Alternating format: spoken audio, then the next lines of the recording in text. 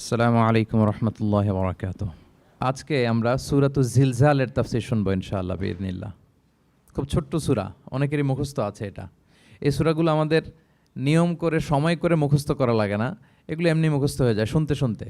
সাধারণত এই ছোট ছোট সূরাগুলো দিয়েই আমাদের রেগুলার সালাহ যখন আমরা পড়ি, এগুলো দিয়ে ইমামতি করা উচিত। আল্লাহর হাবিব সাল্লাল্লাহু আলাইহি ওয়াসাল্লাম বিভিন্ন হাদিসে বলেছেন যে তোমরা যখন ইমামতি করবে তখন তোমার পেছনে যারা আছে তাদের দিকেও খেয়াল রাখবে। রাসূল সাল্লাল্লাহু আলাইহি ওয়াসাল্লাম অত্যন্ত বিবেকবোধ সম্পন্ন একজন ব্যক্তিত্ব ছিলেন। তিনি খেয়াল রাখতেন, যেটাকে আমরা কনসিডারেট বলি। আল্লাহর হাবিব সাল্লাল্লাহু আলাইহি ওয়াসাল্লাম খুব কনসিডারেট ছিলেন, কার কোথায় কী সমস্যা এটা খুব খেয়াল করতেন। And he was a man of six senses. আমরা সিক্স সেন্সের কথা বলি, আমাদের অধিকাংশেরই 4টা সেন্স একসাথে কাজ করে, কারো 5টা 6টা সেন্স কাজ করে, এরকম মানুষ পাওয়া দুষ্কর। আল্লাহর হাবিব সাল্লাল্লাহু আলাইহি ওয়াসাল্লাম অত্যন্ত বিবেকবোধ সম্পন্ন একজন লোক ছিলেন। একবার তিনি সালাত খুব সংক্ষিপ্ত করলেন, তো সাহাবারা জিজ্ঞেস করলেন, ইয়া রাসূলুল্লাহ এত সংক্ষিপ্ত কেন করলেন সালাত? তখন আল্লাহর হাবিব সাল্লাল্লাহু আলাইহি ওয়াসাল্লাম বললেন যে পেছনে বোনদের নামাজের সেকশনে ওখান থেকে একটা ছোট্ট বাচ্চার কান্নার আওয়াজ আমি শুনছিলাম। আমার মনে হচ্ছিল বাচ্চাটাকে সামলাতে মাটার খুব কষ্ট হচ্ছে, তো এই জন্য আমি সালাদটা সংক্ষিপ্ত করে দিয়েছি। দেখেন কীরকম সেন্সেশন, কতটা কনসিডারেট ছিলেন। একবার আবার আল্লাহর হাবিব সাল্লাল্লাহু আলাইহি ওয়াসাল্লাম মাগরিবের সালাত কিংবা এশার সালাতের কোনো এক সেজদা অনেক লম্বা করে দিলেন। তখন সাহাবার আবার প্রশ্ন করলেন, ইয়া রাসূলুল্লাহ সাল্লাল্লাহু আলাইহি ওয়াসাল্লাম এত লম্বা দীর্ঘ সেজদা করতে তো ফরজ সালাতে আমরা কখনো দেখি না, কেন করলেন? অসুস্থ হলেন নাকি নামাজের মাঝখানে, অথবা ওহী নাজিল হচ্ছিল নাকি, এরকম কিছু ঘটলো নাকি? তো আল্লাহর হাবিব সাল্লাল্লাহু আলাইহি ওয়াসাল্লাম বললেন যে না, এগুলো কিছুই না, বরং আমার নাতি হাসান আমি সেজদারত অবস্থায় আমার পিঠের উপরে চড়ে বসেছিল, কাঁধের উপরে। তো আমি অপেক্ষা করছিলাম যতক্ষণ না তার খেলা শেষ না হয়, তার প্রয়োজন পূরণ না হয়, ততক্ষণ আমি সেজদায় লুটিয়ে পড়েছিলাম। হাসান যখন নেমেছে, তার প্রয়োজন পূরণ হয়েছে, আমি আবার সেজদা থেকে উঠে দাঁড়িয়েছি। দেখেন কতটা কনসিডারেট ছিলেন। তো এইভাবে আল্লাহর হাবিব সাল্লাল্লাহু আলাইহি ওয়াসাল্লাম ছোট ছোট সূরাগুলো দিয়ে ফরজ সালাতের ইমামতি করতে উদ্বুদ্ধ করতেন। মুআয ইবনে জাবাল রাদিয়াল্লাহু তাআলা আনহুকে উনি মদিনার পাশেই একটা এলাকার ইমাম হিসেবে অ্যাসাইন করেছিলেন। তো ওই এলাকার লোকজন ছিল শ্রমজীবী, ওট দিয়ে তারা পানি নিয়ে খেজুর বাগানে পানি সিঞ্চন করত। সারাদিন পরিশ্রম করে ওনারা সালাতে অংশগ্রহণ করত। তো একবার উনি মাগরিবের সালাতে সূরাতুল বাকারা তেলাওয়াত শুরু করলেন। কোরআনের সবচাইতে ছোট সূরা নাকি সবচাইতে বড় সূরা, 286 আয়াত বিশিষ্ট সূরা। তো ওনারা ছিলেন ক্লান্ত, শ্রান্ত, পরিশ্রান্ত। কেউ কেউ বিরক্ত হয়ে, ক্লান্ত হয়ে নামাজ ছেড়ে দিয়ে একা একা নামাজ পড়ে ফেললেন। পরে আল্লাহর হাবিব সাল্লাল্লাহু আলাইহি ওয়াসাল্লামের কাছে যে তারা অভিযোগ করলেন যে, ইয়া রাসূলুল্লাহ আপনি যে ইমাম পাঠিয়েছেন উনি তো এমন কাজ করেছে, সূরা বাকারা উনি ধরেছে মাগরিবের সালাতে। রাসূল সাল্লাল্লাহু আলাইহি ওয়াসাল্লাম খুবই ক্ষিপ্ত হলেন, রাগান্বিত হলেন এবং মুআয ইবনে জাবাল রাদিয়াল্লাহু তাআলা আনহুকে ডেকে পাঠালেন। ডেকে তিনি বললেন, আফাত্তানুন আনতা ইয়া মুআয। লিটারালি ফাত্তান শব্দটা ব্যবহার করেছেন যে, মুআয তুমি কি সমাজে ফিতনা ছড়াচ্ছ? তোমাকে পাঠালাম ইমাম হিসেবে, সেখানে তালিম দিবে, তারবিয়া দিবে, ঐক্য ধরে রাখবে, তুমি কি ফিতনা ছড়াচ্ছ সমাজে? তুমি কি ওয়াদ-দুহা ওয়াল-লাইলি ইযা সাজা এরকম সূরাগুলো পারো না? সাব্বিহ ইসমা রাব্বিকাল আ'লা এগুলো তোমার মুখস্থ নাই? ওয়াশ-শামসি ওয়া-দুহাহা এগুলো তোমার জানা নেই? তুমি এত লম্বা সূরা কেন ধরলে মাগরিবের সালাতে? তো তখন তিনি বললেন, যখন তুমি সালাতে ইমামতি করবে ফরজ সালাতে, তখন ছোট ছোট সূরা পড়বে, কেননা তোমার পেছনে অসুস্থ থাকতে পারে, তারপর বয়স্ক কোনো লোক থাকতে পারে, অথবা মুসাফির মসজিদের পাশ দিয়ে সফর করতেছিল, ভাবলো জামাত চলতেছে, জামাতটা ধরি, ঢুকেই যদি দেখে যে আপনি সূরা বাকারা তেলাওয়াত করতেছেন, তো তার জন্য তো কঠিন হয়ে যাবে কোপ আপ করা, কন্টিনিউ করা। তো এই জন্য ছোটো ছোটো সূরাগুলো আল্লাহর হাবিব সাল্লাল্লাহু আলাইহি ওয়াসাল্লাম পড়তে আমাদেরকে উৎসাহিত করেছেন ফরজ সালাতের, যখন আমরা ইমামতি করব। তো এইরকম একটি সূরা হচ্ছে সূরাতুজ জিলজাল, যেটা আমাদের প্রায় সকলেরই মুখস্থ। তো আমরা আসুন প্রথমে আমরা সরল বঙ্গানুবাদ শুনি এই সূরাটার, তারপর এই সূরা থেকে কিছু রিফ্লেকশন আমরা শেয়ার করার চেষ্টা করব ইনশাআল্লাহ বিইذনিল্লাহ। আমি শুরুতে সূরাটার সরল বঙ্গানুবাদ আপনাদের সাথে শেয়ার করছি। আউযু বিল্লাহি মিনাশ শাইতানির রাজিম। বিতাড়িত শয়তান থেকে মহান আল্লাহ তাআলার কাছে পানাহ চাচ্ছি। বিসমিল্লাহির রহমানির রহিম। পরম করুণাময় অসীম দয়ালু আল্লাহ তাআলার নামে শুরু করছি। ইযা জুলজিলাতিল আরদু জিলজালাহা, যখন পৃথিবীকে ভয়ঙ্করভাবে প্রকম্পিত করা হবে। ওয়া আখরাজাতিল আরদু আথকালাহা, আর পৃথিবী তার ভেতরে থাকা সব ভারী বস্তুগুলোকে উদ্গীরণ করে দিবে, বের করে দিবে। ওয়াকাল আল ইনসানু মা লাহা, আর মানুষ বলবে এই পৃথিবীর কি হলো। ইয়াউমা ইদিন তুহাদ্দিসু আখবারাহা, সেদিন পৃথিবী তার সব খবর বলে দিবে। বিআন্না রাব্বাকা আওহা লাহা, কারণ তার রবই তাকে এমনটি করতে আদেশ করেছেন বা প্রত্যাদেশ দিয়েছেন। ইয়াউমা ইদিন ইয়াসদুরুন নাসু আশতাতান লিয়ারাউ আ'মালাহুম, সেদিন মানুষগুলো দলে দলে বের হবে যাতে করে তাদের আমলনামা তাদের কাছে পেশ করা যায়। ফামান ইয়া'মাল মিসকালা যাররাতিন খাইরান ইয়ারাহ, যে ব্যক্তি অনুপরিমাণ ভালো কাজ করেছে সেটা সে দেখতে পাবে। ওমান ইয়া'মাল মিসকালা যাররাতিন শাররান ইয়ারাহ, আর যে ব্যক্তি অনুপরিমাণ মন্দ কাজ করেছে, কোনো খারাপ কাজ করেছে, সেটাও সেদিন দেখতে পাবে। সাদাকাল্লাহুল আযীম। এই হচ্ছে সূরাতুজ জিলজালের সংক্ষিপ্ত বঙ্গানুবাদ। এবার আসুন এই সূরা থেকে কিছু রিফ্লেকশন, কিছু তাফসির আমরা শেয়ার করি। প্রিয় ভাইয়েরা, এই সূরাটা নাজিলের একটা প্রেক্ষাপট আছে। সাহাবাদের মধ্যে একটা ধারণা জন্মেছিল যে আমরা যদি খুব ছোট ছোট ভালো কাজ করি এইটা বোধহয় সওয়াব হবে না, বা মিজানের পাল্লা এটা তেমন একটা রেকগনাইজ করা হবে না। অথবা অনেক সাহাবাদের মধ্যে এরকম ধারণা ছিল যে আমরা খুব সামান্য সামান্য ছোট খারাপ কাজ করলে এটার হয়তো ওইরকম পাপ হবে না বা শাস্তি হবে না।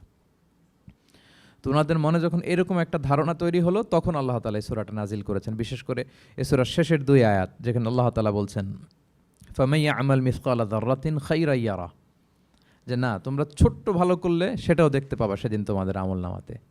ওমান ইয়া'মাল মিসকালা যাররাতিন শাররান ইয়ারা, এবং ছোট্ট খারাপ কাজ করলে সেটাও তোমরা তোমাদের আমলনামায় দেখতে পাবে। তো সাহাবাদের এই চিন্তা, এই ধারণাটাকে ভুল প্রমাণ করবার জন্য, তারা যে ভুল ধারণা করছেন এটা বোঝাবার জন্য, জানাবার জন্যই আল্লাহ তাআলা বেসিকলি সূরাতুজ জিলজাল তিনি নাজিল করেন। এই সূরাটি কোরআনের ধারাক্রম অনুসারে 99তম সূরা। কোরআনের যে ধারাক্রম, সূরা ফাতিহা দিয়ে শুরু, তারপরে বাকারা, তারপর আলে ইমরান, সেই ধারাবাহিকতায় এটা কত নম্বর সূরা? 99 নম্বর সূরা। এবং সূরাটি মাদানী সূরা। কি সূরা? আমরা জানি কোরআনের সূরাগুলো 2 ভাগে বিভক্ত, কোনোটা মক্কায়, কোনোটা মদিনায় নাজিল হয়েছে। যেটা মক্কায় নাজিল হয়েছে সেটা মাক্কি, যেটা মদিনায় নাজিল হয়েছে সেটা মাদানী। তো জিলজাল হচ্ছে মাদানী সূরা। এই সূরার আয়াত সংখ্যা হচ্ছে 8। আয়াত সংখ্যা কত? 8। আল্লাহর হাবিব সাল্লাল্লাহু আলাইহি ওয়াসাল্লাম এই সূরাটাকে একটা কম্প্রিহেন্সিভ সূরা বলেছেন। জামে মানে সূরা, খুবই কম্প্রিহেন্সিভ। কম্প্রিহেন্সিভ মানে হচ্ছে ভেরি প্রিসাইজ ইন ওয়ার্ডিং, শব্দ কম, কথা কম, কিন্তু এটার আবেদন, এটার এক্সপ্লেনেশন অনেক বেশি, এরকম একটি সূরা। ছোট্ট অল্প কয়েকটি আয়াত দিয়ে সূরাটা আল্লাহ তাআলা নাজিল করেছেন, কিন্তু এটার আবেদন অনেক বেশি। এক বয়স্ক সাহাবী এসে আল্লাহর হাবিব সাল্লাল্লাহু আলাইহি ওয়াসাল্লামকে বলল, ইয়া রাসূলুল্লাহ, আপনি আমাকে কোরআনের একটা সূরা শিক্ষা দেন, কোন সূরা পড়ব? তো আল্লাহর হাবিব সাল্লাল্লাহু আলাইহি ওয়াসাল্লাম বললেন, যাওয়াতুর র, মানে আলিফ লাম র দিয়ে যে সূরাগুলো আছে এগুলো পড়ো। তো এই সাহাবী বলল, ইয়া রাসূলুল্লাহ, আমার বয়স বেশি, আমার জিহ্বা ভারী হয়ে গেছে, আমি এত বড় সূরা পারবো না, অন্য কিছু বলেন। তো আল্লাহর হাবিব সাল্লাল্লাহু আলাইহি ওয়াসাল্লাম বললেন, তাহলে যাওয়াতু হামিম, হামিম দিয়ে যে সূরাগুলো শুরু হয়েছে কোরআনে সেগুলো পড়ো। বলতেছে, ইয়া রাসূলুল্লাহ, এটাও পারবো না, আরও সহজ করে দেন। তো তখন আল্লাহর হাবিব সাল্লাল্লাহু আলাইহি ওয়াসাল্লাম বললেন, তাহলে আল মুসাব্বিহাত, মানে সাব্বাহা ইউসাব্বিহু দিয়ে যেই সূরাগুলো শুরু হয়েছে তুমি এগুলো পড়ো। ওই সাহাবী বলে, এটাও কঠিন হয়ে যায় আমার জন্য। তখন আল্লাহর হাবিব সাল্লাল্লাহু আলাইহি ওয়াসাল্লাম বললেন যে, তাহলে কি চাও? বলতেছে, আমাকে একটা জামে মানে সূরা শিক্ষা দেন, মানে এমন একটা কম্প্রিহেন্সিভ সূরা শিক্ষা দেন যে এটা শিখলে আমার হেদায়েতের জন্য যথেষ্ট হয়ে যাবে। তখন আল্লাহর হাবিব সাল্লাল্লাহু আলাইহি ওয়াসাল্লাম বললেন, তাহলে তুমি পড়ো ইদা জুলজিলাতিল আরদু জিলজালাহা ওয়া আখরাজাতিল আরদু আথকালাহা ওয়া ক্বালাল ইনসানু মা লাহা। তুমি সূরাতুল জিলজাল তেলাওয়াত করো। তখন থেকেই সাহাবী এই সূরাতুল জিলজাল তেলাওয়াত আরম্ভ করলেন। উনি বললেন যে আমি আর বেশি কিছু পড়ব, শুধু এটাই পড়ব। সাহাবাদের মধ্যে অনেকের এরকম খুব সহজ সরল মানসিকতা ছিল। তো উনি বললেন যে এটাই পড়ব। তো রাসূল সাল্লাল্লাহু আলাইহি ওয়াসাল্লাম বললেন যে কোনো সফল ব্যক্তিকে যদি কেউ দেখতে চায় তাহলে এর দিকে তাকাও, দেখো কত সহজ সরল, কত চমৎকারভাবে সে এই বার্তাটা গ্রহণ করেছে যে আমি জীবনে শুধু এটাই পড়ব। তো সূরাতুল জিলজাল হচ্ছে একটা কম্প্রিহেন্সিভ সূরা, সূরাতুন জামিআ। এটা হচ্ছে সূরার একটা ফজিলত, এটা আমরা জানলাম। আবার আল্লাহর হাবিব সাল্লাল্লাহু আলাইহি ওয়াসাল্লাম এই সূরাকে কোরআনের অর্ধেক বলেছেন। আল্লাহর হাবিব সাল্লাল্লাহু আলাইহি ওয়াসাল্লাম ইরশাদ করেছেন, ইদা জুলসিলাতিল আরদু তা'দিলু নিসফাল কোরআন। সূরাতুল জিলজাল এটা কোরআনের অর্ধেক, কোরআনের অর্ধেক। আপনারা এরকম শুনেছেন যে সূরা ফাতিহাকে বলা হয় কোরআনের অর্ধেক, তারপর সূরাতুল ইখলাসকে বলা হয় সুলুসুল কোরআন, কোরআনের 1/3। তো এটার অর্ধেক বলার কারণ হচ্ছে কোরআনে অর্ধেক বলা হয়েছে দুনিয়ার কথা, অর্ধেক বলা হয়েছে আখিরাতের কথা, পরজগতের কথা, লাইফ আফটার ডেথের কথা। তো যেহেতু এই সূরাটা আখিরাতকে কাভার করে, তাই সেজন্য কেমন যেন এই সূরাটা পুরো কোরআনের অর্ধেক। আল্লাহ তাআলা আমাদেরকে, আমরা যখন আল্লাহর কাছে কল্যাণ কামনা করি, আল্লাহ বলেছেন এইভাবে বলো, রব্বানা আতিনা ফিদ দুনিয়া হাসানা ওয়া ফিল আখিরাতি হাসানা ওয়া কিনা আযাবান্নার। হে আল্লাহ, আপনি দুনিয়ার কল্যাণ আমাদেরকে দান করেন, পরজগতের কল্যাণ দান করেন, আমাদেরকে আগুনের শাস্তি থেকে রক্ষা করেন। তাহলে দুনিয়া আখিরাত দুইটার কম্বিনেশনে। সো সূরা জিলজাল যেহেতু আখিরাতকে কাভার করে, তাহলে এটা কোরআনের অর্ধেক। এটা কি কোরআনের অর্ধেক? তা'দিলু নিসফাল কোরআন। সূরাতুজ জিলজাল তা'দিলু নিসফাল কোরআন, এটা কোরআনের অর্ধেক। তাহলে দুইটা আমরা ফজিলত বা ভার্চু জানতে পারলাম এই সূরার। এক নম্বর হচ্ছে এটা একটা কম্প্রিহেন্সিভ সূরা, কম্প্রিহেন্সিভ সূরা। দুই নম্বরে জানতে পারলাম এটা কোরআনের অর্ধেক, নিসফুল কোরআন। আচ্ছা, এবার আমরা সূরার তাফসিরে চলে যাই। আল্লাহ তাআলা ইরশাদ করছেন, ইযা যুলজিলাতিল আরদু জিলজালাহা, যখন এই পৃথিবীটাকে প্রকম্পিত করা হবে। প্রিয় ভাইরা, বেসিকলি এই 8 আয়াত বিশিষ্ট সূরাটার মধ্যে আমরা দুইটা ভাগ করতে পারি। প্রথম 5 আয়াতে আল্লাহ তাআলা কিয়ামতের বিভীষিকাময় পরিস্থিতির একটা চিত্রায়ন এখানে এনেছেন, পিকচারাইজ করেছেন যে কিয়ামতের যে সময়টা হবে এটা কেমন হবে, এটা আল্লাহ তাআলা চিত্রায়িত করেছেন। সূরাকে মনোযোগ দিয়ে যদি আপনি পড়েন, অনুধাবন করেন, মনে হবে যে কিয়ামতের চিত্রটা আপনার চোখের সামনে ভেসে উঠেছে। তো 8 আয়াত বিশিষ্ট এই সূরার প্রথম 5 আয়াতে আল্লাহ তাআলা তিনি কিয়ামতের বিভীষিকাময় পরিস্থিতির একটা বর্ণনা হাজির করেছেন। এরপর শেষের 3 আয়াতে কেমন করে আমাদের আমলনামা পেশ করা হবে, আমরা যা করি ভালো কিংবা মন্দ, এটাকে লিখে রাখা হয়, এটাকে রেকর্ড করে রাখা হয়। ওই আমলনামাটা আবার একদিন আমাদের হাতে পেশ করা হবে। ওই সময়টা কেমন হবে, ওই দৃশ্যটা কেমন হবে, এটা আল্লাহ তাআলা বলেছেন। রিপিট, আমি আবারও বলি, সূরার আয়াত সংখ্যা কত? 8। তো প্রথম 5 আয়াতে আল্লাহ তাআলা কিয়ামতের বিভীষিকাময় পরিস্থিতির বর্ণনা দিয়েছেন, আর শেষের 3 আয়াতে আমাদেরকে যে আমাদের আমলনামা পেশ করা হবে তার একটা চিত্র তুলে ধরেছেন। এবার মোটামুটি সহজ হয়ে আসছে না ব্যাপারটা? আচ্ছা, তো প্রথম 5 আয়াতে আল্লাহ তাআলা কিয়ামতের চিত্রায়িত কিভাবে, কেমন করে করলেন, চিত্র হাজির করলেন। আল্লাহ বললেন যে ইযা যুলজিলাতিল আরদু জিলজালাহা, যখন পৃথিবীকে ভয়ঙ্করভাবে প্রকম্পিত করা হবে, পুরো পৃথিবীটাকে একটা ঝাঁকুনি দেয়া হবে। এই সূরার নামই হচ্ছে ঝাঁকুনি দেওয়ার সূরা, ঝাঁকুনি। জিলজাল মানে হচ্ছে শেকিং, আর্থকোয়েক, ভূমিকম্প, ভূকম্পন। ভূমিকম্পের সাথে পরিচিত না সবাই? এক্সপিরিয়েন্স হয়েছে কারো ভূমিকম্প? নাকি ঘুমায় থাকার সময় হয়, সব সময় হয়েছে? হ্যাঁ, মাঝে মাঝে আমরা এক্সপিরিয়েন্স করি আর্থকোয়েক, ভূকম্পন, পৃথিবী কেঁপে ওঠে। এটা একটা ন্যাচারাল ফেনোমেনা। পৃথিবীর মাটির নিচে অনেক কিছু থাকে, এগুলো নড়ে চড়ে উঠলে পৃথিবীটাও কেঁপে ওঠে।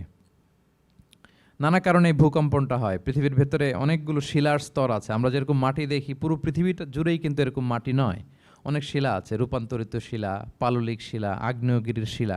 এই শিলাগুলোর মধ্যে ডিসপ্লেস হলে পৃথিবী কেঁপে ওঠে। আবার পৃথিবীর ভেতরে আগুন আছে, গ্যাস আছে, এই গ্যাসগুলো যখন মুভ করে তখন পৃথিবীর উপরে কেঁপে ওঠে। একটাকে হাইপোসেন্টার বলে, আরেকটাকে ইপোসেন্টার বলে। হাইপোসেন্টার মানে পৃথিবীর ভেতরের অংশটাকে বলে হাইপোসেন্টার, আর ভূপৃষ্ঠের এটাকে বলে ইপোসেন্টার। ওই হাইপোসেন্টারে যদি কোনো ঝড় হয়, উপরে এই প্রকম্পিত হয়। এটাকে আমরা ভূকম্পন বা ভূমিকম্প হিসেবে দেখি পৃথিবীতে। তো এই পৃথিবীতে অনেক বড় বড় ভূমিকম্প আমরা দেখেছি। জাপানে, আমার গত বছর একটা সফর ছিল জাপানে, তো সকাল বিকেল ভূমিকম্প হয়। এখানে তো আমরা 6 মাস 1 বছর ভূমিকম্প দেখি, ওখানে সকালে বিকেলে একটু একটু করে কাঁপতেছে। এর কারণ হচ্ছে ওইটা এমন একটা এলাকায় পড়েছে, প্যাসিফিক ফায়ার রিংস বলে, একটা প্লেটের উপর, 7টা ট্যাকটনিক প্লেটের উপর আল্লাহ তাআলা পৃথিবীকে সেট করেছেন। ওই ট্যাকটনিক প্লেটগুলো যদি একটার সাথে একটা ঘর্ষণ হয়, অনেক এনার্জি রিডিউস করে, ওইখান থেকে পৃথিবীর উপরে এরকম ভাইব্রেশন শুরু হয়, এই প্রকম্পনটা শুরু হয়। তো জাপানের বিভিন্ন সময় আমরা বড় বড় ভূমিকম্পের কথা শুনেছি। ওদের কান্টো সিটি আছে একটা, অনেক বড় ভূমিকম্প হয়েছিল 1920 সালে, লাখখানেক লোক মারা গিয়েছে। আপনাদের সুনামির কথা মনে থাকবার কথা, সুনামির কথা মনে আছে? কত সালে? 2004 সালে। এই ভূমিকম্পে পুরো একটা মহাদেশ কেঁপে উঠেছিল, দ্য এন্টায়ার এশিয়া, পুরো এশিয়াটা কেঁপে উঠেছিল। এটাকে আন্ডারসি মেগাথার্স্ট আর্থকোয়েক বলে। এত ভয়ঙ্কর ভূমিকম্প হয়েছে যে পুরো, মাঝে মাঝে ভূমিকম্পে তো 1-2টা দেশ আক্রান্ত হয়, এটা পুরো একটা মহাদেশ কেঁপে উঠেছিল। ওই ভূমিকম্পের কারণে ইন্দোনেশিয়াতে প্রায় 2.5 লাখ লোক মারা গিয়েছে, 2.5 লক্ষ। বান্দা আছে সুমাত্রাতে। হাইতিতে একবার একটা ভূমিকম্প হয়েছে আর অনেক আগে, লক্ষ লক্ষ লোক মারা গিয়েছে। তো এই যে ভূমিকম্প এর নামে আল্লাহ তাআলা বেসিকলি এই সূরাটা দিয়েছেন। তবে পৃথিবীবাসী যেই ভূকম্পন এক্সপিরিয়েন্স করেছে, কিয়ামতের সময় যে ভূমিকম্প হবে ওটা কি ওই রকম হবে? হ্যাঁ, ওটা ভয়ঙ্কর ভূমিকম্প হবে, মারাত্মক ভূমিকম্প। আল্লাহ তাআলা বলছেন, ইয়া আইয়ুহান নাসুত্তাকু রাব্বাকুম ইন্না জালজালাতাস সাআতি শাইউন আযীম। হে মানুষেরা, তোমরা আল্লাহকে ভয় করো আর তোমরা জেনে রেখো কিয়ামতের যে ভূমিকম্পটা হবে সেটা শাইউন আযীম। আযীম শব্দটা আল্লাহ যে কোনো জায়গায় ব্যবহার করেন না, যেটা খুব ভয়ঙ্কর হয়, মাত্রাতিরিক্ত, লিমিট ছাড়িয়ে যায়, ওটার ক্ষেত্রে আল্লাহ তাআলা আযীম বলেন। আল্লাহর হাবিব সাল্লাল্লাহু আলাইহি ইসলামের আচরণ, ওনার ক্যারেক্টারিস্টিক্স বলতে যে আল্লাহ এই শব্দ ব্যবহার করেছেন, ওয়া ইন্নাকা লাআলা খুলুকিন আযীম। নবী হে, আপনি সুমহান চরিত্রের উপর প্রতিষ্ঠিত, মানে এই চরিত্রের মধ্যে দাগ ফেলতে পারে এরকম কেউ নেই। সো আযীম শব্দটা কোরআনের যত জায়গায় ব্যবহার করেছেন, আল্লাহ নিজের ক্ষেত্রে বলেছেন সূরা আয়াতুল কুরসির শেষে, ওয়া হুয়াল আলিয়ুল আযীম, তিনি হচ্ছেন আলী এবং আযীম, সুমহান। তো কিয়ামতের এই ভূকম্পনের ক্ষেত্রে আল্লাহ তাআলা এই আযীম শব্দটা ব্যবহার করেছেন, ইন্না জালজালাতাস সাআতি শাইউন আযীম। এটা মারাত্মক হবে সেদিনকার ভূমিকম্প, সাধারণ ভূমিকম্প নয়। ইযা রুজ্জাতিল আরদু রজ্জা ওয়া বুসাতিল জিবালু বাসসা, পুরো পৃথিবীটা একসাথে কেঁপে উঠবে, পাহাড়গুলো ভেঙে চুরে তছনছ হয়ে যাবে। এটা হবে বেসিকলি যখন ইসরাফিল আলাইহিস সালাম উনি ট্রাম্পিটে ফুৎকার দিবেন, হুইসেল দিবেন সিঙ্গার মধ্যে, নফিখা ফিস সূর, সূরের মধ্যে যখন তিনি ফুৎকার দিবেন। আপনারা ইসরাফিল আলাইহিস সালামের একজন ফেরেশতা, ওনার নাম শুনেছেন না? হ্যাঁ, one of the major angels, major একজন ফেরেশতা।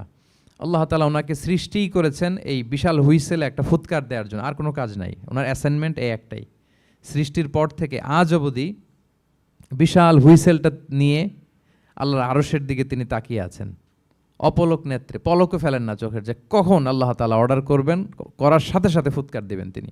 আবার না দেরি হয়ে যায়, আবার না আল্লাহর আদেশ পালনে কোনো গাফলতি হয়ে যায়। সৃষ্টির পর থেকে ওনার একটাই অ্যাসাইনমেন্ট, এই বিশাল সুর ট্রাম্পিট নিয়ে হুইসেল দেওয়ার জন্য আল্লাহর আরশের দিকে তাকিয়ে আছেন। যে মুহূর্তে আমরা এখন কথা শুনছি এখনও তাকিয়ে আছেন উনি। 3টা ফুৎকার দেওয়ার জন্য আল্লাহ তাআলা ওনাকে সৃষ্টি করেছেন। প্রথম ফুৎকারটাকে বলে নাফখাতুল ফাজা, যে ফুৎকারের সাথে সাথে মানুষগুলো তটস্থ হয়ে যাবে, পৃথিবীর মানুষ তটস্থ হয়ে যাবে। যখন তটস্থ হবে তখন কি অবস্থা হবে সেটাই আল্লাহ তাআলা এই সূরার প্রথম আয়াতে বললেন, যে ইদা জুলজিলাতিল আরদু জিলজালাহা, যখন পুরো পৃথিবীকে প্রকম্পিত করা হবে মারাত্মকভাবে। ইসরাফিল আলাইহিস সালাম প্রথম যে ফুৎকারটা দিবেন তখন পুরো পৃথিবী কেঁপে উঠবে, মারাত্মকভাবে কেঁপে উঠবে। তারপরের যে ফুৎকার দিবেন তখন সব মরে যাবে, আমরা পৃথিবীতে কেউই বেঁচে থাকবো না, তখন মানুষ মরে যাবে, জিন জাতি মরে যাবে, সমস্ত ফেরেশতারাও মরে যাবে। যেই ফেরেশতা মালাকুল মাউত, যিনি মৃত্যুর ফেরেশতা, যার মাধ্যমে আল্লাহ তাআলা মৃত্যু ঘটিয়ে থাকেন, তারও মৃত্যু ঘটবে। সে আল্লাহ তাআলার কাছে বলবে, আল্লাহ, পৃথিবীর সবাই মরেছে, আপনার আদেশ অনুযায়ী মানুষ, জিন, ইবলিস সবাইকে আমি মৃত্যু দিয়েছি, তাদের রূহ কবজ করেছি, এখন কি হবে? আল্লাহ তাআলা বলবেন, এখন তুমি মরবে, মুতিয়া মালাকুল মাউত, এখন তুমি মরো। মালাকুল মাউত তখন মারা যাবে। এত ভয়ঙ্কর একটা চিৎকার দিয়ে মালাকুল মাউত জগৎ থেকে বিদায় নিবে। আল্লাহর হাবিব সাল্লাল্লাহু আলাইহি ওয়াসাল্লাম বলেন, ওই ভয়ঙ্কর চিৎকার যদি পৃথিবীবাসী শুনতে পেত তাহলে আলাদা করে ইসরাফিলের সিঙ্গার ফুৎকার দেওয়ার প্রয়োজন হতো না, প্রতিটা মানুষ তাদের কানের পর্দা ফেটে মুহূর্তেই লাশ হয়ে পড়ে যেত। মালাকুল মাউত মরে যাবে, তখন মহাবিশ্বে আর কেউ থাকবে না একটা সত্তা ছাড়া। তিনি কে? আল্লাহ সুবহানাহু ওয়া তাআলা। সূরা আর রহমানে আল্লাহ তাআলা চমৎকারভাবে বলেছেন, কুল্লু মান আলাইহা ফান ওয়া ইয়াবকা ওয়াজহু রাব্বিকা যুল জালালি ওয়াল ইকরাম। পৃথিবীতে যা আছে সব নিঃশেষ হয়ে যাবে একমাত্র তিনি ছাড়া। তিনি হচ্ছেন অব্যয়, অক্ষয়, অবিনশ্বর, চিরঞ্জীব, শাশ্বত। এরপর কেউ যখন থাকবে না, আল্লাহ তাআলা ইসরাফিল আলাইহিস সালামকে আবার জীবিত করবেন, তখন তিনি সর্বশেষ হুইসেলটা দিবেন, আবার জীবিত হয়ে তিনি লাস্ট 3 নম্বর হুইসেলটা দিবেন। লাস্ট হুইসেলটা যখন দেয়া হবে তখন জমিন থেকে সব মৃত লাশগুলো আবার জীবিত হয়ে দাঁড়াতে শুরু করবে। মিনহা খালাকনাকুম ওয়া ফিহা নুঈদুকুম ওয়া মিনহা নুখরিজুকুম তারাতান উখরা, মাটি থেকে বানিয়েছি, মাটির কবরে তোমাদের পাঠিয়েছি, আবার মাটি থেকে তোমাদেরকে উত্থিত করা, আবার সবাই উঠবে। এই 3টা হুইসেল দেওয়ার জন্য আল্লাহ তাআলা সাইয়েদনা ইসরাফিল আলাইহিস সালামকে সৃষ্টি করেছেন।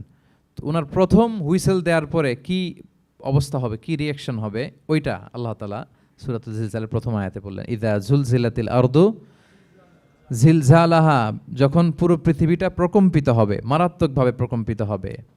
ওয়া আখরাজাতিল আরদু আসকালাহা, আর যখন জমিন তার ভেতরে থাকা ভারী বস্তুগুলোকে উদ্গীরণ করে দেবে, বমি করে বের করে দেবে, ভমিটিং করবে বা নিক্ষেপ করবে। পৃথিবীর ভেতরে কি আছে তাফসিরে এসেছে আল মাউথা ওয়াল কুনুজ, অর্থাৎ মৃত ডেড বডিগুলো, সেই আদম আলাইহিস সালামের সময় থেকে শুরু করে কিয়ামত পর্যন্ত পৃথিবী সব ডেড বডিগুলোকে ধারণ করে তার ভেতরে, তাই না? জীবিতদেরকে ভূপৃষ্ঠ উপরে ধারণ করে আর মৃতদেরকে জমিন তার পেটের ভেতরে ধারণ করে। তো আখরাজাতিল আরদু আফখালাহা, জমিন ভারী বস্তুগুলোকে উদ্গীরণ করবে, তাহলে সব ডেড বডিগুলোকে তখন বের করে দিবে। আর কুনুজ যত আছে, মিনারেলস, যত খনিজ পদার্থ আছে পৃথিবীর ভেতরে, স্বর্ণ, যত মিনারেল আছে, ইউরেনিয়াম থেকে শুরু করে যত গ্যাস আছে, প্লাটিনাম আছে, যা আছে, আগুন, অগ্নিকুণ্ড, সব কিছু জমিন বের করে দিবে। মারাত্মক এক বিস্ফোরণের মধ্য দিয়ে জমিন সব কিছু উদ্গীরণ করে বের করে দিবে। তাহলে দেখেন, কিছুটা সামহাও আপনাদের সামনে চিত্রায়িত হচ্ছে না কিয়ামতটা কেমন হবে? যদি একটু কল্পনা করেন যেভাবে আল্লাহ তাআলা বলছেন যে ইদা জুলজিলাতিল আরদু জিলজালাহা, পুরো পৃথিবীটা প্রকম্পিত হবে। ও আখরাজাতিল আরদু আফখালাহা, জমিন তার ভেতরের বস্তুগুলো বের করে দিবে, ভারী বস্তুগুলো, অর্থাৎ ডেড বডি এবং যত খনিজ পদার্থ আছে সেগুলো। ওয়াকাল আল ইনসানু মা লাহা, মানুষ বলবে পৃথিবীর হলো কি, হোয়াটস হ্যাপেনিং, কি হচ্ছে, কি হলো পৃথিবীর, পৃথিবী এরকম কেন করতেছে? যে আয়াতটা বলেছিলাম যে ইন্না জালজালাতাস সাআতি শাইউন আযীম, সেখানে আল্লাহ তাআলা বলছেন ইয়াউমা তারাউনাহা তাযহালু কুল্লু মুরদিআতিন আম্মা আরদাআত ওয়া তাদউ কুল্লু যাতি হামলিন হামলাহা ওয়া তারান নাসা সুকারা ওয়া মা হুম বিসুকারা ওয়ালাকিন্না আযাবাল্লাহি শাদীদ। মানুষের ফার্স্ট রিয়াকশন কি হবে এই আর্থকোয়েকের পরে? এই আয়াতে চমৎকারভাবে আল্লাহ তাআলা বলছেন। আল্লাহ বলছেন যে পরিস্থিতিটা এত ভয়ঙ্কর হবে, কারণ এরকম ভূকম্পন তো পৃথিবীবাসী দেখেনি। এত মারাত্মক ভূমিকম্প হবে যে দুধ খাওয়াচ্ছে এরকম মা তার দুধের বাচ্চার কথা ভুলে যাবে। আল্লাহু আকবার। দেখেন এখানে উপমাটা কীরকম। সাধারণত দুধের বাচ্চার প্রতি মায়ের আলাদা একটা টেক কেয়ার থাকে, মানে তাকে রেখে এদিক সেদিক যায় না, গেলেও চোখে চোখে রাখে, বা কোথাও গেলেও অন্যকে বলা যায় তুমি একটু দেখো, কি এরকম করে না? দুধের বাচ্চা তো সে খুবই ছোট বাচ্চা, তার আলাদা কেয়ারের প্রয়োজন হয়, এক্সট্রা কেয়ারের প্রয়োজন হয়। তো দুধ খাওয়ায় ব্রেস্ট ফিডিং মাদার কখনো তার বাচ্চাকে চোখের আড়াল করতে দেয় না বা চায় না। আল্লাহ বললেন যে তখন পরিস্থিতি এত ভয়ানক হবে যে নিজের দুধের বাচ্চার কথাই মা ভুলে যাবে। তারপর এখনও পরিপূর্ণ হয়নি পেটের ভেতরে বাচ্চা, এরকম মা যারা আছে গর্ভবতী, সাধারণত কয় মাস পরে বাচ্চা ডেলিভারি হয়? 8 মাস 9 মাস পরে। দেখা যাবে যে 2 মাসের বাচ্চা, এখনও ভ্রূণ, 3 মাসের বাচ্চা, 4 মাসের বাচ্চা। এই ভয়ঙ্কর পরিস্থিতির চোটে যত গর্ভবতী নারী আছে সব মুহূর্তে ডেলিভারি করে দেবে, মুহূর্তে, ইনস্ট্যান্ট। ও তাদাউকুল দাতু হামলিন হামলাহা, যত মা আছে গর্ভবতী সবাই, প্রেগনেন্ট মহিলারা মুহূর্তে ডেলিভারি করে দেবে, প্রি ম্যাচিউরড বেবি, কেউ ভ্রূণ, কেউ 3 মাসের, কেউ 4 মাসের বাচ্চাগুলো ডেলিভারি হয়ে যাবে। মানুষগুলো পঙ্গপালের মতো দৌড়াতে থাকবে, বিক্ষিপ্ত পতঙ্গের মতো দৌড়াতে থাকবে মানুষ। আর বলবে ওয়াকাল আল ইনসানু মা লাহা, মানুষ তখন, মানুষের ফার্স্ট রিয়াকশন হবে যে মা লাহা, কি হলো, হোয়াটস হ্যাপেনিং, কি হচ্ছে, কিছুই বুঝতে পারতেছি না, মা লাহা, পৃথিবীর কি হলো। ইয়াউমা ইদিন তুহাদ্দিসু আখবারাহা, সেদিন পৃথিবী সব কিছু বর্ণনা করে দিবে, সব বয়ান দিয়ে দিবে। আমরা এই পৃথিবীর উপরে জমিনে যা করি সব কিন্তু পৃথিবীর মধ্যে রেকর্ডেড থাকে। জমিন সেদিন বয়ান দিবে, সেদিন আসলে সব কিছুই বয়ান দিবে। জমিন বয়ান দিবে, হাত পা সাক্ষী দিবে, যেখানে মানুষ যে সমস্ত জিনিসের মাধ্যমে, যেই টুলসগুলোর মাধ্যমে পাপ করেছে, অন্যায় করেছে, সব কিছু সেদিন সাক্ষী দিবে। আর সব সাক্ষীর বড় সাক্ষী হবে সেদিন এই জমিন। জমিন হবে সেদিন রাত সাক্ষী। জমিন হবে কি সাক্ষী? রাত সাক্ষী। ইয়াউমা ইদিন তুহাদ্দিসু আখবারাহা, আল্লাহ জমিনকে বলবে এবার তুমি পাপের বয়ান দাও, রাত সাক্ষী হয়ে তুমি বয়ান দাও, কি কি ঘটেছে তোমার উপরে। কারণ আমরা যত পাপই করি না কেন, যত কাজই করি না কেন, সব জমিনের উপরই করি, তাই না? তো জমিন সেদিন বয়ান দিবে, সাক্ষী দিবে। ইয়াউমা ইদিন তুহাদ্দিসু আখবারাহা। জমিন কিভাবে সাক্ষী দিবে, জমিন কিভাবে কথা বলবে? আল্লাহ তাআলা বলছেন বিআন্না রাব্বাকা আওহা লাহা, কারণ তার রব জমিনকে সেদিন কি করেছে? আদেশ করেছে, প্রত্যাদেশ করেছে। আল্লাহ তাআলার আদেশে জমিন সেদিন কথা বলবার সুযোগ পাবে, সব বয়ান দিবে, কি কি হয়েছে জমিনের ভেতর, কি কি অন্যায় হয়েছে, কি কি পাপ হয়েছে, কি কি সংগঠিত হয়েছে, সব ধরে ধরে জমিন সেদিন বর্ণনা করবে। তাহলে প্রথম 5টা আয়াত আমরা বলে ফেললাম, যে প্রথম 5টা আয়াতে কিয়ামতের বিভীষিকামী পরিস্থিতির একটা পিকচারাইজেশন পাইছেন আপনারা? ভয় লাগতেছে আপনাদের? ভয় লাগতেছে? সেদিনকার পরিস্থিতি কেমন হবে খুব সংক্ষিপ্ত পরিসরে একটা বর্ণনা আমাদের সামনে আসছে না? এই 5 আয়াতে চলে আসছে। কিন্তু ভয়ঙ্কর হবে সেই দিনটা, কেউ কাউকে চিনবে না। ইয়াউমা ইয়াফিরুল মারউ মিন আখিহি ওয়া উম্মিহি ওয়া আবিহি ওয়া সাহিবাতিহি ওয়া বানিহি লিকুল্লি ইমরিইম মিনহুম ইয়াউমা ইযিন শা'নুন ইউগনি। ভাই ভাইকে দেখে পালাবে, পরিচয় দিবে না। বন্ধু বন্ধুকে দেখে পালাবে। স্বামী স্ত্রীকে দেখে পালাবে, প্রিয়তমা স্ত্রীকে পরিচয় দিবে না। কলেজের টুকরা সন্তানকে পরিচয়, কেউ কাউকে চিনবে না। সবাই নাফসি নাফসি, সবাই নাফসি নাফসি। কোনো পোশাক ছাড়া বস্ত্রহীন হয়ে উঠবে। আম্মাজান আয়েশা রাদিয়াল্লাহু তাআলা আনহা বিষ্ণু ইসলামকে বলবেন, ইয়া রাসূলুল্লাহ, তাহলে মানুষ কি লজ্জিত হবে না বস্ত্রহীন অবস্থায় উঠলে? তখন রাসূল সাল্লাল্লাহু আলাইহি ওয়াসাল্লাম বললেন, লিকুল্লি ইমরিইম মিনহুম ইয়াউমা ইযিন শা'নুন ইউগনি। প্রত্যেকের এমন একটা ভয়ঙ্কর অবস্থা হবে যে তার গায়ে কাপড় আছে কি নাই, সে কীরকম অবস্থায় আছে এটাই সে ভুলে যাবে। মানে ওই টেন্ডেন্সিই তার থাকবে না। এত ভয়ঙ্কর হবে সেদিনটা। সেই ভয়ঙ্করতম দিনে আল্লাহ তাআলা আমাদেরকে হেফাজত করুক। আল্লাহর হাবিব সাল্লাল্লাহু আলাইহি ওয়াসাল্লাম বলেছেন, সে ভয়ঙ্করতম দিনে আল্লাহর সুশীতল আরশের নিচে 7 শ্রেণীর লোকজন ছায়া পাবে। ওই 7 শ্রেণীর অন্তর্ভুক্ত যেন আমরা হতে পারি, আল্লাহ তৌফিক দান করুক। সম্মানিত ভাইয়েরা, তাহলে সূরা জিলজালের 8 আয়াত বিশিষ্ট সূরার প্রথম 5 আয়াত আমরা কভার করলাম। আমরা বলেছি যে প্রথম 5 আয়াতে আল্লাহ তাআলা কিয়ামতের বিভীষিকাময় পরিস্থিতির বর্ণনা দিয়েছেন, সেটা গেল। পরের 3 আয়াতে কি নিয়ে আলোচনা করা হয়েছে বলেন তো দেখি, মনে আছে কিনা? হ্যাঁ, আমল কিভাবে পেশ করা হবে, আমল নামা, সেটা নিয়ে আল্লাহ তাআলা বলেছেন। আল্লাহ তাআলা শুরু করছেন, আল্লাহ বলছেন যে ইয়াউমা ইযি ইয়াসদুরুন নাসু আশতাতা। সেদিন মানুষগুলো দলে দলে বের হবে, দলে দলে এসে বের হবে। কেন? লিউরাউ আমালাহুম, যাতে করে তাদের আমল নামা তাদেরকে দেখানো যায়। তার মানে কি করেছি সেদিন আমল নামা আমরা দেখব। ইয়াউমা ইযি ইয়াসদুরুন নাসু আশতাতাল লিউরাউ আমালাহুম, যাতে করে তাদের আমল নামা তাদেরকে দেখানো যায়। তার মানে সেদিন আমরা আমাদের আমল নামা দেখব, কি করেছি না করেছি সব সেদিন সে আমল নামায় থাকবে। তো আমল নামাটা 2 ভাবে দেয়া হবে। হাদিসে এসেছে, কোরআনের আয়াতও এসেছে। নেককার লোকদের আমল নামা ডান হাতে দেয়া হবে, সামনের দিক থেকে। আর পাপাচারী, সীমালঙ্ঘনকারী, জালিমদের আমল নামা পেছন থেকে বাঁ হাতে দেয়া হবে, পেছন থেকে এনে বাঁ হাতে। আর নেককারদের সামনে থেকে ডান হাতে। আল্লাহ তাআলা যেন আমাদেরকে ডান হাতে আমল নামা দান করেন। এই কথাটা আল্লাহ চমৎকার ভাবে বলছেন, ফাআম্মা মান উতিয়া কিতাবাহু বিয়ামিনিহি ফাসাউফা ইউহাসাবু হিসাবান ইয়াসীরা। সেদিন আল্লাহ তাআলা যাকে ডান হাতে আমলনামা দিবে তার হিসাবটা সহজ হবে। আল্লাহর হাবিব সাল্লাল্লাহু আলাইহি ওয়াসাল্লাম সব সময় এই দোয়াটা করতেন, আল্লাহুম্মা হাসিবিনা হিসাবান ইয়াসীরা। হে আল্লাহ, আপনি আমার হিসাবটাকে সহজ করেন। হে আল্লাহ, আপনি আমার হিসাবটাকে সহজ করেন। এই দোয়াটা আপনারাও পড়বেন, আল্লাহুম্মা হাসিবিনা হিসাবান ইয়াসীরা। দেখেন, আল্লাহর হাবিব সাল্লাল্লাহু আলাইহি ওয়াসাল্লামের ব্যাপারে বলা হয়েছে গফিরা লাহু মা তাকাদ্দামা মিন যামবিহি ওয়া মা তাআখার। আল্লাহর হাবিব সাল্লাল্লাহু আলাইহি ওয়াসাল্লামের আগের পরের সব গুনাহ মাফ। আদতে তো গুনাহই নাই, নিষ্পাপ ছিলেন তিনি, মাসুম। নবীরা হচ্ছেন মাসুম।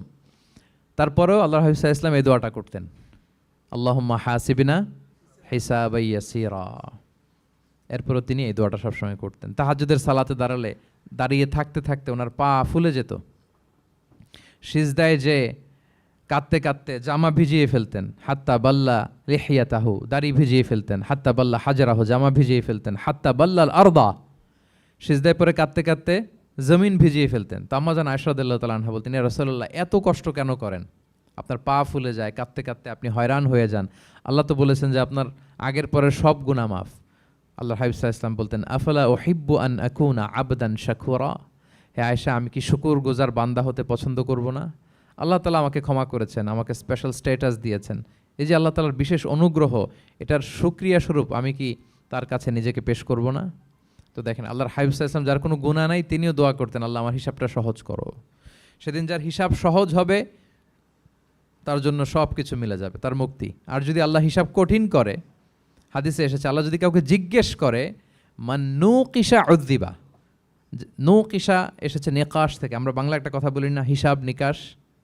নিকাশ বলেন আপনারা? নিকাশ, হিসাব নিকাশ বলেন। নিকাশটা আরবি শব্দ। মান নুকিশা উযযিবা, যার নিকাশ নেওয়া হবে, হিসাব নিকাশ নেওয়া হবে, উযযিবা, তাকে আল্লাহ শাস্তি দেবে। যদি বলে এটা করলা কেন, ওখানে গেলা কেন, এটাতে জড়িত হইলা কেন, এই কেন কেনর প্রশ্নবাণে যদি আল্লাহ তাআলা আমাদের জর্জরিত করেন, তাহলে অবস্থা খারাপ। আল্লাহ আমাদেরকে হেফাজত করুক। আর যাকে আল্লাহ তাআলা অনুগ্রহ করবেন, অনেক আল্লাহ তাআলা এইভাবে অনুগ্রহ করবেন, আল্লাহ বলবেন তুমি যে এই পাপটা করছিলা মনে আছে? তখন বান্দা বলবে আল্লাহ মনে আছে, আমি স্বীকৃতি দিচ্ছি, অ্যাকনোলেজ করছি আল্লাহ আমি পাপী, আল্লাহ আমি ভুল করে ফেলেছি।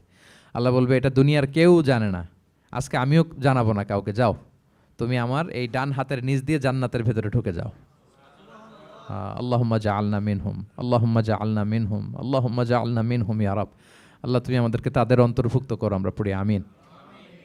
আল্লাহর হাবিব সাল্লাল্লাহু আলাইহি ওয়াসাল্লাম বলতেন আল্লাহুম্মা হাসিবিনা হিসাবান ইয়াসিরা, আল্লাহ আপনি আমাদের হিসাবকে সহজ করুন।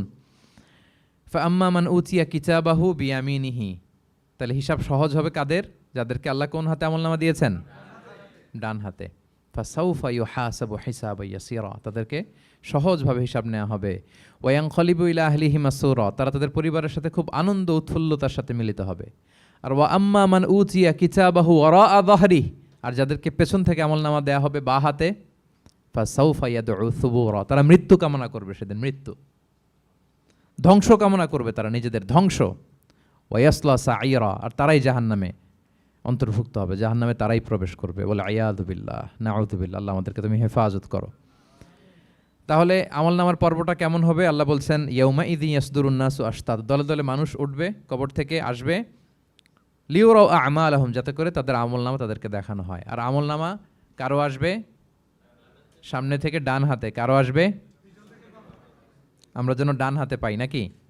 এই ফরিয়াদ, এই প্রার্থনা আমরা আল্লাহর কাছে করি। এবার আমলনামা পেয়ে গেলাম আমরা সবাই হাতে, এবার আল্লাহ তাআলা আমাদেরকে বলবেন তোমরাই একটু পড়ো তোমাদের আমলনামা। ইকরা ইকরা কিতাবাকা কাফা বিনাফসিকা আল-ইয়াউমা আলাইকা হাসিবা, পড়ো তোমার আমলনামা, হিসেবের জন্য তুমিই যথেষ্ট আজকে। ধরেন আজকে আপনার গণিত পরীক্ষা গেছে, ধরেন অঙ্ক পরীক্ষার পরে যার খুব কনফিডেন্স ভালো, ভালো গণিত জানে, সে আসলে আগে থেকেই জানে যে আমি 100তে 100, তার একটা নিজের হিসেব নিকেশ আছে না নাকি? হ্যাঁ। আর ধরেন যে যার গণিত মিলে নাই, পরীক্ষা ভালো হয় নাই, যে হচ্ছে খুব খারাপ ছাত্র, একেবারে লাড্ডু গুড্ডু মেরে আসছে, ও নিজেও জানে এটার ফল প্রকাশের জন্য এত ওয়েট করা লাগে না, তার একটা হিসাব নিকেশ আগে থেকে জানা আছে যে আমার দিয়ে তো কিছু হবে না, আমার অন্য চিন্তা করতে হবে। ফলাফল রেজাল্ট আসে নাই, কিন্তু সে নিজেও জানে যে সে 00 পাবে। আর যে গণিতে খুব ভালো, হ্যাঁ, সব তার গণিত মিলে গেছে, রেজাল্টের আগে থেকেই সে জানে যে আমার 100 থেকে 100 কেউ এটা থামাতে পারবে না। তো আমরা আসলে কে কি করেছি, আমাদের কি আমলনামা, সেদিন তো আমরা পাবো, কিন্তু তার আগে আমাদের নিজেদেরও একটা বন্দোবস্ত, হিসেব নিকেশ, বোঝাপড়া আছে না নাই বলেন? আমরা জানি আমরা কে কি করেছি আমরা জানি। আল্লাহ নিজেদেরকে তখন দায়িত্ব দিয়ে বলবেন ইকরা কিতাবাকা কাফা বিনাফসিকা আল-ইয়াউমা আলাইকা হাসিবা, পড়ো তোমার আমলনামা, ইকরা পড়ো। এবার তুমি মার্কিং করো, তোমাকে আমি মার্কিং করার আগে তুমি একটু করো দেখি তুমি কি করেছো, তুমি একটু মার্কিং করো। তো আমলনামা পাওয়ার পরে আমাদের যে প্রতিক্রিয়া হবে সেটা আল্লাহ কোরআনে তুলে ধরেছেন। আল্লাহ তাআলা বলছেন যে মানুষ বলবে মালি হাযাল কিতাবি লা ইউগাদিরু সগীরাতান ওয়ালা কাবীরাতান ইল্লা আহসাহা, এটা কেমন আমলনামা, ছোট বড় কোনো কিছু মিসিং হয় না এখানে। আল্লাহু আকবার, কিছু মিস হয় নাই। অনেক কিছু আপনারও মনে নাই, কিন্তু দেখার পরে মনে হবে। ধরেন ঠিক এই মুহূর্তে গত বছর রমাদানের এই দিনে আমরা কোথায় ইফতারি করছিলাম, হুট করে জিজ্ঞেস করলে আমি বলতে পারবো? বলতে পারবেন আপনি? কিন্তু হিসাব কেউ মিলাই দিলে তখন মনে করবে ও তাই তো, আমি তো ওই সময় এটা করছি, ওই সময় তো ওইখানে ছিল। আমলনামা দেখে মানুষের ফার্স্ট রিয়াকশন হবে মালি হাযাল কিতাবি লা ইউগাদিরু সগীরাতান ওয়ালা কাবীরাতান ইল্লা আহসাহা, এটা কেমন আমলনামা, সব মিলে যাচ্ছে, তাই তো, এমনটাই তো করেছি আমি। সগীরাতান ওয়ালা কাবীরা, ছোট বড় তুচ্ছ নগণ্য সব আল্লাহ তাআলা তুলে ধরেছেন সেখানে, সব আমলনামায় তুলে ধরেছেন। মুমিনরা তো আমলনামা পেয়ে মহা খুশি, তাদের চেহারা হবে সেদিন উজ্জ্বল, প্রফুল্ল, প্রস্ফুটিত। উজুহু ইয়াউমাইযিন মুসফিরা দাহিকাতুম মুস্তাবশিরা, উজ্জ্বল থাকবে তাদের চেহারা। আর আরেক দলের চেহারা, যাদের আমলনামা বা হাতে দেয়া হয়েছে, তারা চিৎকার করবে, তারা নিজেদের ধ্বংস কামনা করবে, মৃত্যু কামনা করবে, তারা বাঁচার জন্য মুমিনদের কাতারে ঢুকে যেতে চাইবে। আল্লাহ তাআলা বলবেন না, আজকে ঢোকার সুযোগ নাই। ওয়ামতাজুল ইয়াউমা আইয়ুহাল মুজরিমুন, পাপীদেরকে আজকে আলাদা করে ফেলো। সীমাহুম ফি উজুহিহিম মিন আসারিস সুজুদ, তাদের চেহারার মধ্যে সিজদার দাগ দেখে ফেরেশতারা জান্নাতীদেরকে আলাদা করবেন, জাহান্নামীদেরকে আলাদা করবেন। এবার যখন বলা হবে আমলনামা পড়ো, তোমাদের কোনো মন্তব্য আছে কিনা, তারা অস্বীকার করবে। শুরুতে বাঁচার জন্য কি করবে? দুনিয়াতে যেরকম হয়, সুপ্রিম কোর্টে দাঁড়িয়ে কাঠগড়ায় দাঁড়িয়ে যেটা করে মানুষ, বাঁচার সর্বশেষ চেষ্টাটা করে, অস্বীকার করে, মিথ্যা বলে, বলে না? তো সেদিনও মানুষ অস্বীকার করবে, তারা বলবে আল্লাহ এটা আমি করি নাই। কি বলবে? করি নাই। তা আল্লাহ তাআলা কি প্রমাণ করে দিতে পারবেন যে তারাই এটা করেছে? হ্যাঁ, এত এত ফ্যাক্টর অথেন্টিকেশন আল্লাহর কাছে থাকবে যে মানুষ অবাক হয়ে যাবে। আমরা এই যে মোবাইলে 3 ফ্যাক্টর 4 ফ্যাক্টর অথেন্টিকেশন দেই না? হ্যাঁ, আল্লাহর কাছে এরকম অনেকগুলো ফ্যাক্টর অথেন্টিকেশন থাকবে। আল্লাহ তাআলা প্রমাণ করে ছাড়বেন যেটা তুমিই করেছো। আল্লাহ তাআলা বলবেন এই আমলনামা যদি বিশ্বাস না হয়, আমার কিরামান কাতিবিনের কাছে একটা ব্যাকআপ ফাইল আছে, ওটার সাথে মিলাবো। কিরামান কাতিবিনা ইয়ালামুনা মা তাফআলুন, তোমরা যা করেছো সব তারা জানে, সব লিখে রেখেছে। কিরামান কাতিবিনের ব্যাকআপ ফাইল আনার পরে দেখা যাবে যে আমলনামা হুবহু একেবারে পাই টু পাই মিলে গিয়েছে। তারপরও তারা অস্বীকার করবে, বলবে যে আল্লাহ আমরা করি নাই, তোমার ফেরেশতারা ভুল করে লিখছে। এরকম নানা ধরনের অজুহাত, নানা ধরনের মিথ্যাচার তারা করতে চাইবে।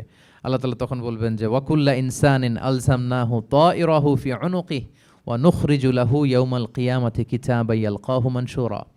আমাদের এই যে গ্রীবা লগ্নে আমরা যা করি সব কিছুর একটা ব্যাকআপ ফাইল আছে এখানে। সেদিন আল্লাহ তাআলা সেখান থেকে বের করবেন আমাদের আমলনামা। আল্লাহু আকবার। এই যে আমরা যা বলি এখানে রেকর্ড হয়ে যায়, এই জায়গাটাতে, এই গলার এইখানটাতে আল্লাহ রেকর্ড করে রাখেন। এবং সেদিন এখান থেকে আল্লাহ তাআলা একটা প্রিন্ট আউট বের করে দেখাবেন যে এই দেখো তোমার আমলনামা, কেরামান কাতিবিনের আমলনামা ব্যাকআপ ফাইল, এই যে তোমার এখানে গ্রীবালগ্নে আমি যেটা রেখেছি সেভ করে, এটাও মিলে যাচ্ছে। এরপর মানুষ অনেকে বিশ্বাস করবে না।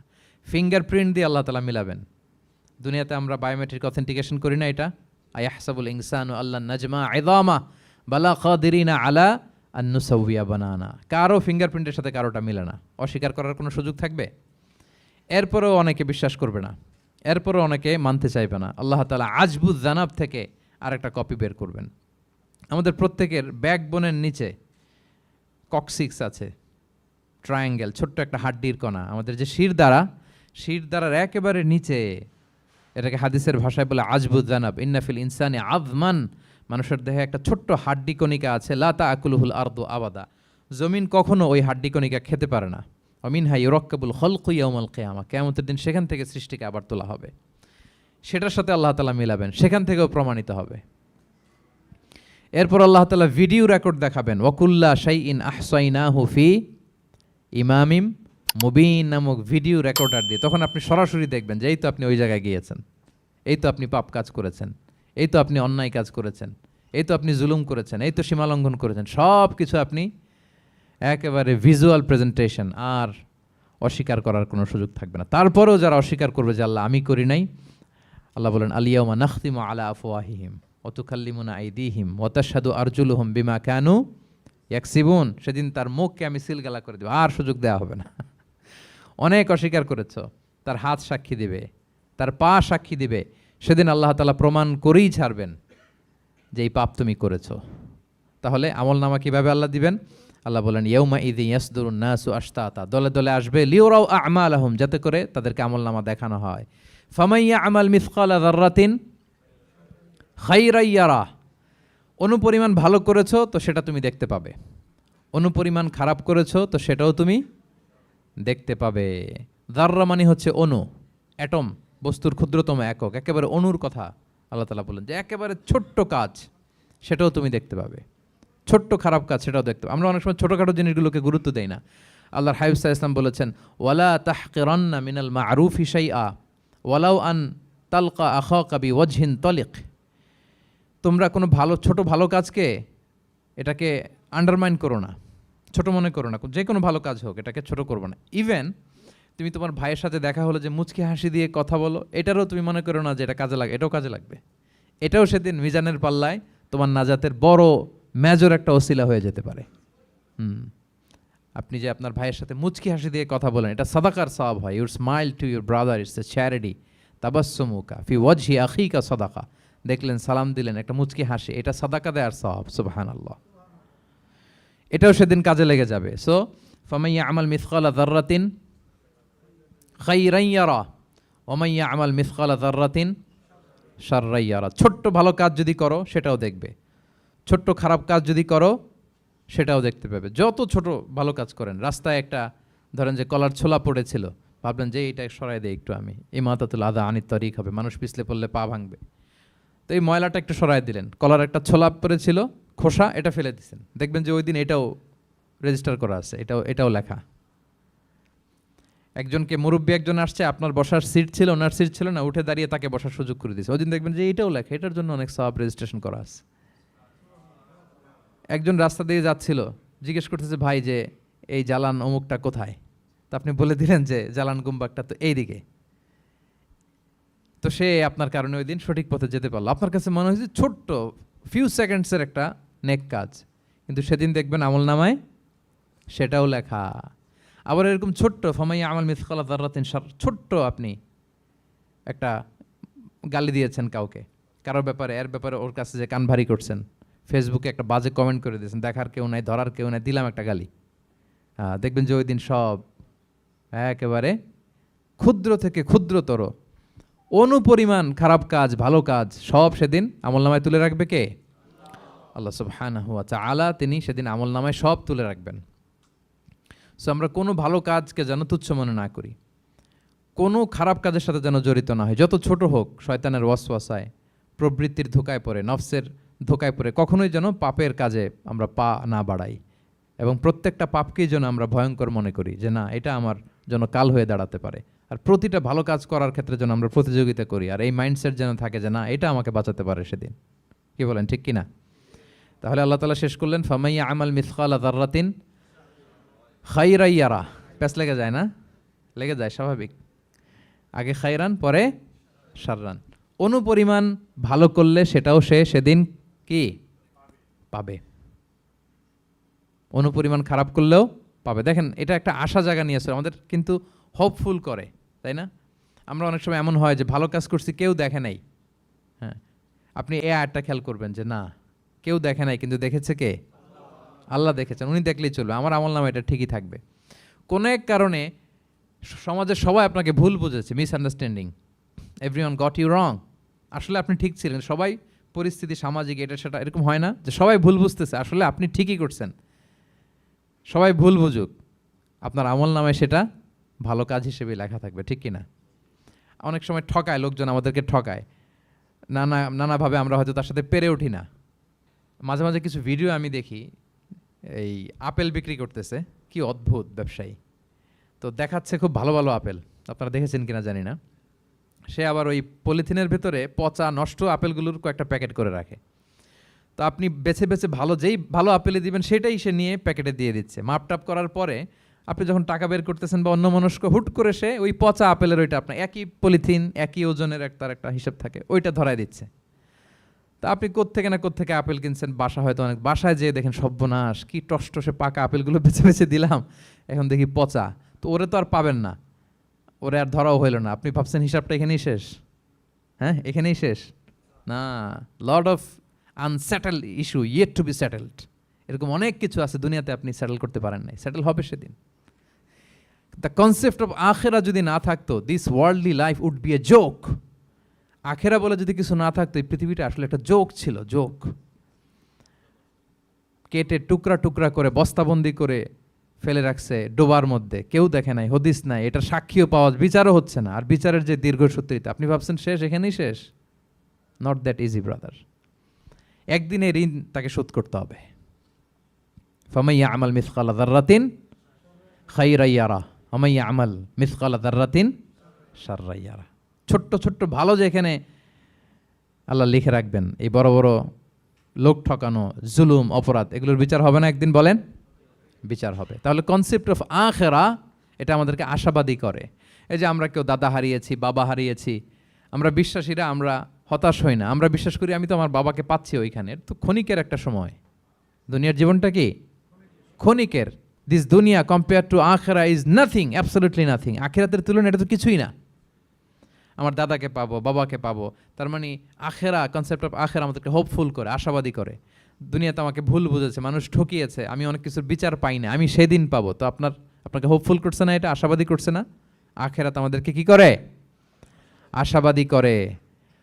যত জুলুম, অত্যাচার, যেগুলোর বিচার এই দুনিয়াতে হয় নাই, সেদিন সে বিচারটা হবে। ফামাইয়া আমাল মিসকালা যাররাতিন খাইরান ইয়ারা ওমাইয়া আমাল মিসকালা যাররাতিন শাররান ইয়ারা। প্রিয় ভাইরা, তাহলে পেয়েছেন সূরাতুজ জিলজালের আলোকে কিয়ামতের বিভীষিকাময় চিত্র, এবং কেমন করে আমলনামা আমাদের সামনে পেশ করা হবে। আপনাদের কাছে ক্লিয়ার হয়েছে?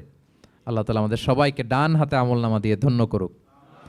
আমরা যত নেক কাজ করেছি, ভালো কাজ করেছি, সবগুলোর বদলা, প্রতিদান, রিওয়ার্ড যেন আমরা সেদিন পাই। আল্লাহ তৌফিক দান করুক।